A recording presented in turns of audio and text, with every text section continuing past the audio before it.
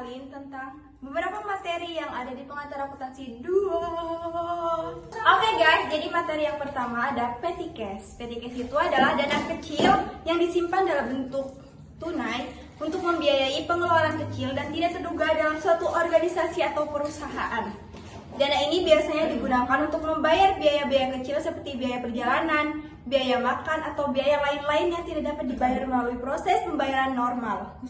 Petty cash biasanya dikelola oleh seorang petugas yang bertanggung jawab untuk mengisi dan mengawasi penggunaan dana tersebut. Kedua, rekonsiliasi bank. Rekonsiliasi bank adalah proses membandingkan catatan keuangan internal perusahaan dengan laporan bank untuk memastikan bahwa kedua catatan tersebut sesuai dan akurat. Tujuan rekonsiliasi bank adalah untuk mengidentifikasikan dan memperbaiki perbedaan antara catatan perusahaan dan laporan bank, sehingga memastikan bahwa laporan keuangan perusahaan akurat dan dapat diandalkan. Proses ini melibatkan pencocokan transaksi, penyesuaian kesalahan, dan penghapusan item-item yang relevan. Ketiga, ada akun receivable atau piutang usaha. Adalah jumlah uang yang harus dibayar oleh pelanggan kepada perusahaan atas penjualan barang atau jasa yang dilakukan secara kredit. Akun receivable merupakan aset lancar perusahaan yang diharapkan dapat diubah menjadi kas dalam waktu dekat. Perusahaan perlu mengelola akun receivable dengan baik untuk memastikan bahwa piutang dapat ditagih dan diubah menjadi kas secara tepat waktu. Keempat, not receivable adalah piutang yang didukung oleh dokumen resmi seperti promise atau wesel yang menyatakan jumlah yang harus dibayar oleh debitur kepada perusahaan pada tanggal tertentu. Not receivable memiliki jangka waktu tertentu dan biasanya memiliki bunga.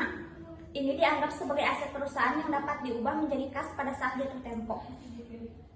Yang kelima adalah aktiva tetap. Aktiva tetap adalah aset berwujud yang dimiliki perusahaan untuk digunakan dalam operasional bisnis, seperti bangunan, mesin, peralatan, dan kendaraan.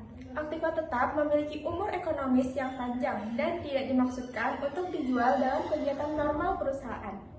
Nilai aktiva tetap biasanya disusutkan secara bertahap selama umur ekonomisnya melalui proses depresiasi. Yang terakhir ada akuntansi manufaktur. Adalah sistem akuntansi yang digunakan untuk menghitung biaya produksi dan mengelola proses produksi dalam perusahaan manufaktur. Ini melibatkan penghitungan biaya bahan baku, tenaga kerja, dan overhead pabrik.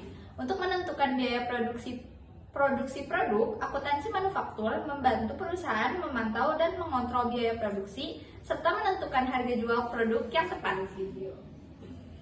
Oke, jadi segini aja dari kita teman-teman semuanya. Terima kasih.